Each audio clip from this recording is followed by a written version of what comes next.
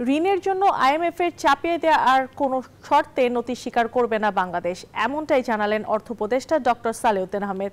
আর অর্থ সচিব জানিয়েছেন, রপ্তানি উন্নয়ন তহবিল বা ইডিএফ ফান্ডের জন্য $50 কোটি সহায়তা দেবে বিশ্বব্যাংকের সহযোগী সংস্থা মিগা। বিশ্বব্যাংক আইএমএফের বার্ষিক সম্মেলনে দ্বিতীয় দিন এক ব্রিফিংয়ে এসব কথা বলেন তারা। করোনা পরবর্তী অর্থনৈতিক ধাক্কায় রিজার্ভের ধারাবাহিক পতন শুরু হলে 2022 সালে আন্তর্জাতিক মুদ্রা তহবিল আইএমএফের দ্বারস্থ হয় তৎকালীন সরকার। সে সময় নানা শর্তে ঋণ চুক্তি হয় $470 কোটি। পরে 2024-এর গণ আন্দোলনের পর ক্ষমতায় এসে আরও $80 কোটি ঋণ চুক্তি করে অন্তর্বর্তী সরকার। এর জেরে বাড়তে থাকে সংস্কার প্রশ্নে আইএমএফের নানা শর্ত।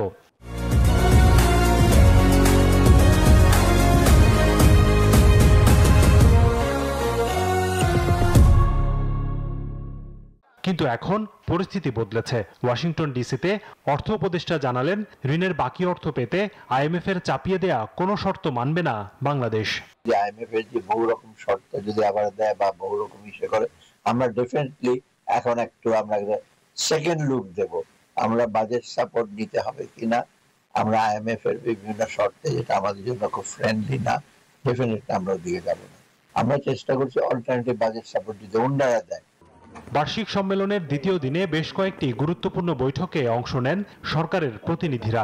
ব্রিফিংয়ে অর্থ সচিব জানান, রপ্তানিকারকদের সহায়তা দিতে ইডিএফ এর জন্য বিশেষ তহবিল গঠনে অর্থ সহায়তা দেবে বিশ্বব্যাংকের সহযোগী সংস্থা মিগা। এটা তো সরকারের রিজার্ভ থেকে যাচ্ছে, তো এই জন্য রিজার্ভের উপরে যাতে চাপ না পড়ে, এখানে আমরা প্যারালালি মিগার সাথে কথা বলেছিলাম। মিগা আমাদেরকে $500 মিলিয়ন দিবে বা ফাইন্যান্স ডিভিশনকে দিবে বাজার সাপোর্ট হিসেবে। ফাইন্যান্স ডিভিশন অন লেন্ডিং করবে বাংলাদেশ ব্যাংকে। ওইটার মাধ্যমে আমরা এক্সপোর্ট ডেভেলপমেন্ট ফান্ডের আলাদা একটা বাংলাদেশ রিজার্ভের উপরে চাপ না পড়ে যেন এইভাবে ডেভেলপ, এটা নিয়ে আলোচনা চলছে।